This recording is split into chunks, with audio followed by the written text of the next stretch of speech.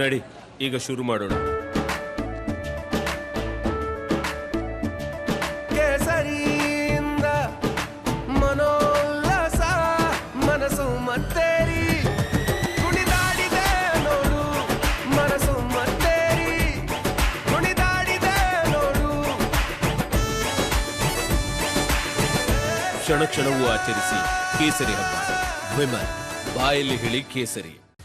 ರಾಜ್ಯದಲ್ಲಿ ಇಷ್ಟು ದಿನ ಜನ ಬಿಸಿಲಿನ ಬೇಗೆಯಿಂದ ಕಂಗೆಟ್ಟಿದ್ರು. ಈಗ ರಾಜ್ಯದಲ್ಲಿ ಮುಂಗಾರಿಗೂ ಮುನ್ನವೇ ವರುಣ ಅಬ್ಬರಿಸುತ್ತಿದ್ದಾನೆ.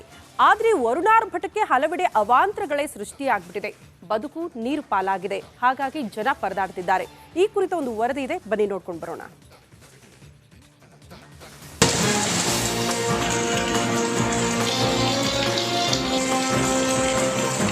ಬೆಳಗಾವಿಯ ಮೂಡಲಗಿ ತಾಲೂಕಿನಲ್ಲಿ ಬಿರುಗಾಳಿ ಸಹಿತ ಮಳೆ ಸುರಿದಿದೆ. ಹುಣಶ್ಯಾಳ ಪಿಜಿ ಗ್ರಾಮದಲ್ಲಿ ಬೃಹತ್ ಗಾತ್ರದ ಮರ ಧರೆಗುರುಳಿದೆ. ಕೊಂಬೆ ಬಿದ್ದು ಮರದ ಕೆಳಗೆ ಕಟ್ಟಿದ್ದ ಆಕಳು ಸಾವನ್ನಪ್ಪಿದೆ. ಬೆಳಗಾವಿಯ ಚಿಕ್ಕೋಡಿಯಲ್ಲಿ ವರುಣನ ನರ್ತನವಾಗಿದೆ. ಕಾಡಾಪುರ ಗ್ರಾಮದಲ್ಲಿ ಸಿಡಿಲು ಬಡಿದು ಆಲಿಮನೆ ಧ್ವಂಸವಾಗಿದೆ. ರುಪಿನಾಳ ಗ್ರಾಮದ ಚಿಕ್ಕೋಡಿ ಮಿರಜ್ ಹೆದ್ದಾರಿಯಲ್ಲಿ ಬೃಹತ್ ಮರ ವಿದ್ಯುತ್ ಕಂಬ ಧರೆಗಪ್ಪಳಿಸಿದೆ.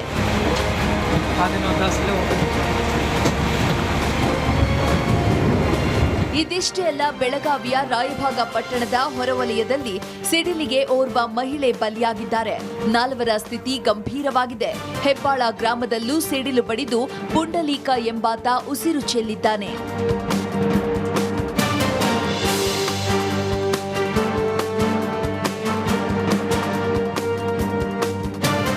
ಬಾಗಲಕೋಟೆಯಲ್ಲೂ ವರುಣ ಅಬ್ಬರಿಸಿದ್ದಾನೆ. ಭೀಕರ ಗಾಳಿಗೆ ಕೆರಕಲಮಟ್ಟಿ ಗ್ರಾಮದ ಕಾರ್ಖಾನೆಯಲ್ಲಿ ಅವಾಂತರವೇ ಸೃಷ್ಟಿಯಾಗಿದೆ. ತಗಡಿನ ಶೀಟ್, ಬ್ಯಾರೆಲ್ಗಳು ಹಾರಿ ಹೋಗಿವೆ. ಇನ್ನು ಭಾರೀ ಮಳೆಗೆ ಬಾಗಲಕೋಟೆ ತಾಲೂಕಿನ ಹಿರೇಶಲಿಕೆರೆ ಗ್ರಾಮದಲ್ಲಿ ರಸ್ತೆಯಲ್ಲಿ ಮರಗಳು ಧರೆಗುರುಳಿವೆ.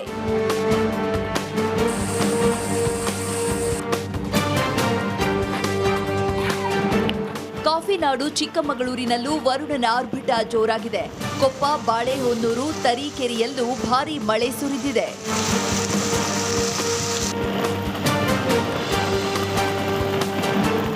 ಯಾದಗಿರಿಯಲ್ಲಿ ಬಿರುಗಾಳಿ ಸಹಿತ ಸುರಿದ ಮಳೆಗೆ ಮನೆಯ ಟಿನ್ ಶೆಡ್ ಹಾರಿ ಹೋಗಿದೆ.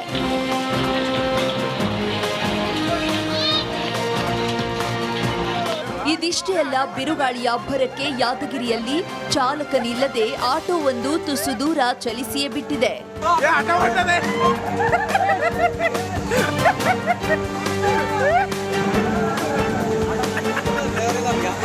ಧಾರವಾಡದಲ್ಲಿ ಒಂದೇ ಗಂಟೆ ಸುರಿದ ಮಳೆಗೆ ಲಕ್ಕಮ್ಮನಹಳ್ಳಿಯ ಕೆಎಂಎಫ್ ಎದುರಿನ ರಸ್ತೆ ಜಲಾವೃತಗೊಂಡಿದೆ.